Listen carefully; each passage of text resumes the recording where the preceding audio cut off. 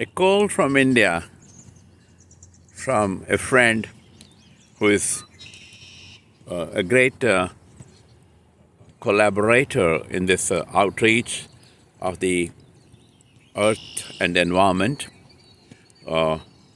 disrupted my talk. I'll call the friend later, Vikram. Just wait. When I go back home, I'll call with the help of WhatsApp. I'm not equipped to be calling you back or receiving your calls here in the park. The wetlands in the park also home to the American toad. They are hard to spot on hot, dry summer days because they are usually taking refuge from the sun under logs and are burrowed in the mud. They are most active. That's the American toad we are talking about. If you listen closely in the evening or on a warm, wet day, you might be able to hear the male toads calling with a high-pitched brrr, brrr sound. So that brrr, brrr sound is of this toad, American toad. American toad, I wrongly call it toad. American toad. This is the name of American toad is Anaxyrus americanus. American toad, they are hard to spot on hot, damp summer days because they are usually taking refuge from the sun under logs and are burrowed in the mud. They are most active at night. American toads are abundant across North America and will make their home anywhere. There is a most moist hiding place with loose soil for them to burrow in and a shallow pool of water for them to lay their eggs in. For the toads to thrive, they also require plentiful food source. Their diet mainly consists of small insects, ants, beetles, moths, and earthworms. These toads tend to nest in areas with ample amounts of leaf litter, such as that created by the silver maple trees that have been planted as part of the creation of new wetlands within this park. This is the female mallard. The male mallard has a brilliant green head, and the female mallard has brown feathers with streaks of light and dark shades. That's the female mallard.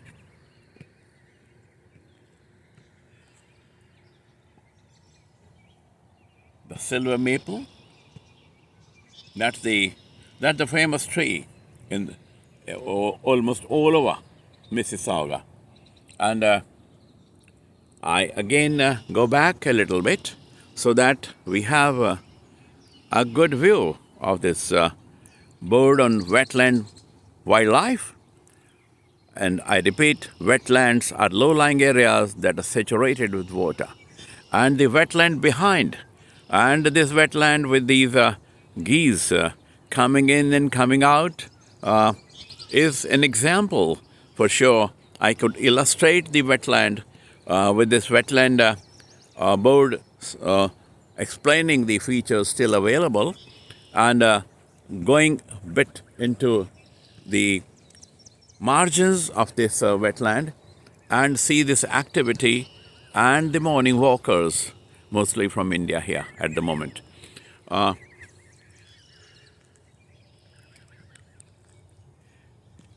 wetlands must not be used as dump yards, and the wetlands must be protected, the word over.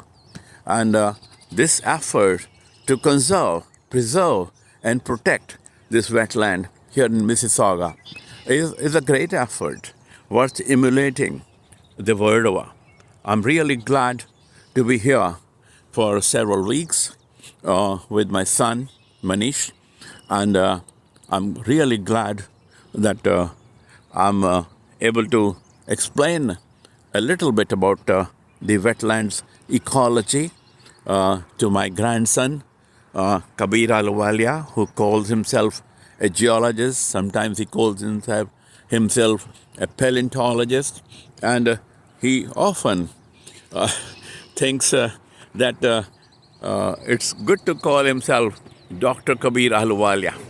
Over there, the tall tower in the left, that's where Kabir is at the moment sleeping. So I couldn't bring him along the morning walk, but I'm surely going to bring him over and take him over to this a little bridge, little land ridge over where we have lots of flowers, yellow and white, among those boulders and cobbles and pebbles strewn around. Small birds, big birds, permanent residents, these small birds, and these migrant birds, big birds, the geese, normal for this wetland. I was last year in Hopkinton area, close to Boston, with my daughter. There, unfortunately, the geese were roaming around on the streets, and they had no wetland to float around. The wetland is surely an asset here, and it's an ideal location for a park with tall grasses and the wetland and this natural skating rink and that lawn tennis court and the volleyball court. Normally we have a struggle between the youngsters and the morning walker, elders, ladies and infants for space in a park. It's ideal to create such space. Surely this is a lesson back for my city, beautiful, struggling to maintain green belt, and for all the cities in my country where the kids and the elders are often at loggerheads for space. We could surely create such protection for the players and create a great environment for the players and also a safe environment for the morning walkers and the players and the youngsters to play around. The two can sustain and the two can coexist for sure. And the way these morning exercises about the abdomen are displayed here, just adjoining the wetlands, is great. Is great. Again, another. This is a lesson to be taken back home. This bench fit enduro, as they say, bench, toe tap, V-ups, abs, lunge with back foot elevated, incline lateral plank, not prank. It's great, and yeah, I'm glad to see this gentleman from Punjab who's settled here in Mississauga. Often I see him. We are yet to get formally introduced, but I really feel at home seeing so many Punjabis in Mississauga, and I really feel very happy to be in this park. Now I'll spend some time over those playing stations put up here for the kids. So that much for the wetlands, and that much for the wetlands wildlife, the migratory birds, the big birds, and the small lovely birds which don't go anywhere but live here. So there's enough food in the grasses, there's enough food in this wetland for all these wildlife here, small ones and big ones. So it's highly inadvisable for anyone to throw this breakfast snacks here for the migratory birds.